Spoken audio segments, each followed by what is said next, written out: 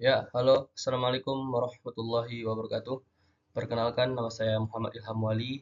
Saya berasal dari Fakultas Vokasi Program Studi Teknologi Rekayasa Otomotif dengan NIM 2024 50214. Jadi di sini saya akan mempresentasikan tugas PKN saya yang untuk memenuhi tugas akhir saya di semester ini, yaitu dengan judul Pancasila sebagai landasan filosofis dan ideologi bangsa Indonesia.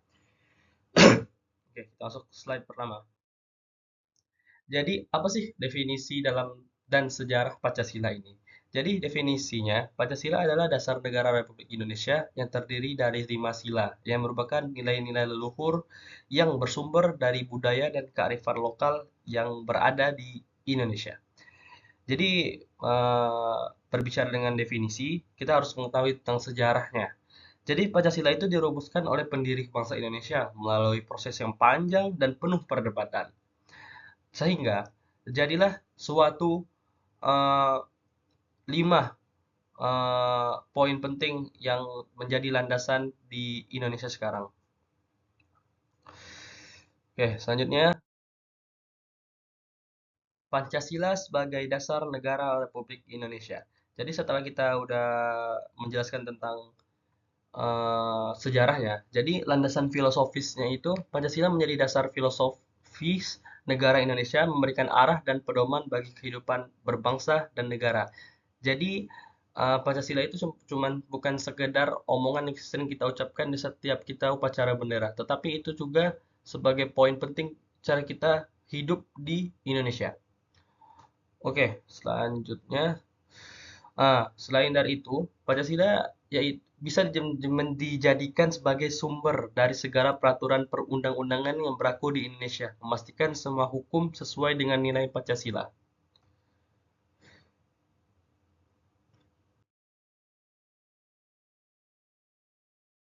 Selanjutnya, Pancasila sebagai ideologi bangsa Indonesia.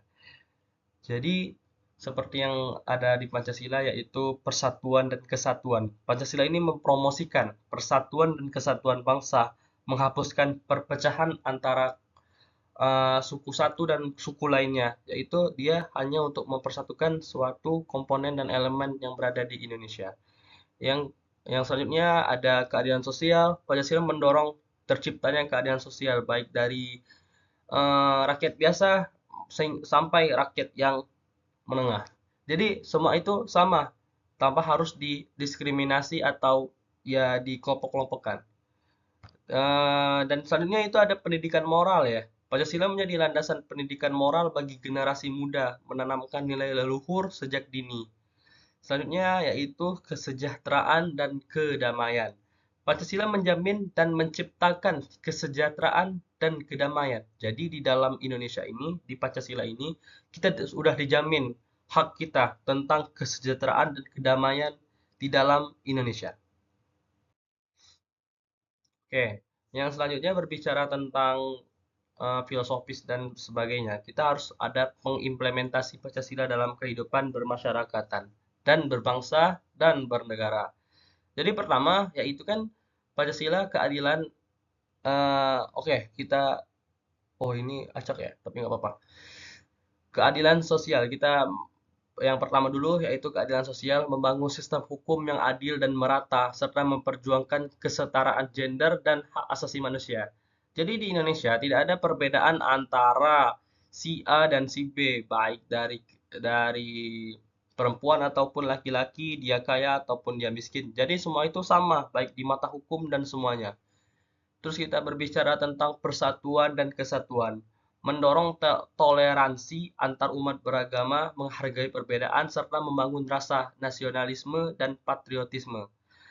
Selanjutnya ada kemanusiaan yang adil dan beradab, menghormati hak-hak dasar manusia, memperjuangkan keadilan, dan menolak segala bentuk diskriminasi dan kekerasan dalam bentuk apapun itu. Selanjutnya ada ketuhanan yang Maha Esa, mendorong toleransi antar umat beragama dan menghargai perbedaan serta membangun kerukunan dan kedamaian. Dan ini poin penting yaitu ketuhanan yang Maha Esa. Jadi kalaupun kita mau hidup di Indonesia, kita harus memiliki Tuhan. Karena mengapa? Karena di dalam Pancasila aja yang pertama ketuhanan yang Maha Esa. Jadi kalau kita mau hidup di sini, kita harus mempunyai Tuhan. Oke, selanjutnya ada poin kerakyatan yang dipimpin oleh hikmat kebijaksanaan dalam permusyawaratan perwakilan, yaitu menjunjung tinggi nilai-nilai demokrasi, menjunjung tinggi pendapat mayoritas dan menghargai hak minoritas serta mendorong partisipan masyarakat dalam pengambilan keputusan. Oke, disclaimer ya. Di sini saya bukan mengacak-acak Pancasila, tapi ini cuma memperjelaskan aja dari keadilan sosial sampai dan selanjutnya. Itu bukan sesuai dengan eh, ketentuannya. Maksudnya bukan urut ya. Oke, maksudnya yaitu berbicara tentang pengimplementasian. Tentu ada tantangan dan ancaman terhadap ideologi Pancasila ini.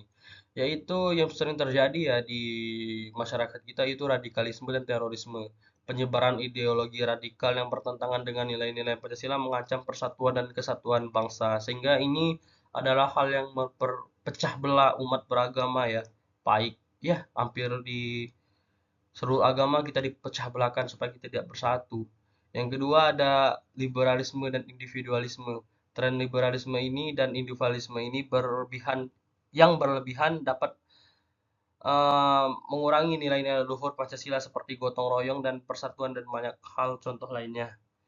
Dan selanjutnya ada ancaman dari luar negeri, munculnya ideologi asing yang bertentangan dengan Pancasila seperti komunisme, liberalisme dan kapitalisme, dan itu sangat bertentangan dengan ideologi kita itu Pancasila.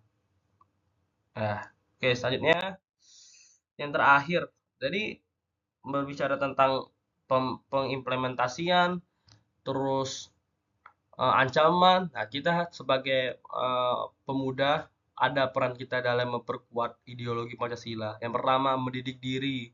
Pemuda harus menjadi agen perubahan. Kita harus mengambil langkah perubahan yang berlandaskan nilai-nilai Pancasila. Mendidik diri sendiri untuk menjadi pribadi yang berakhlak mulia.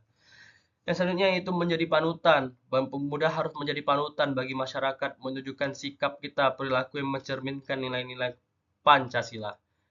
Jadi sebelum itu kita harus ya mengerti dulu apa itu Pancasila ya. Terus ada berkontribusi dan ya buat pemuda harus aktif dan berbagai kegiatan sosial dan masyarakat.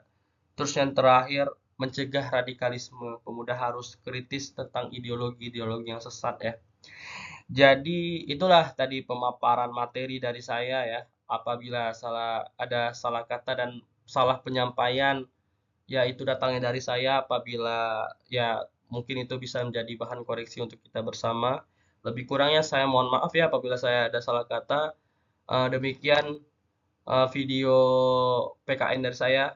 Wassalamualaikum warahmatullahi wabarakatuh. Oke, bye.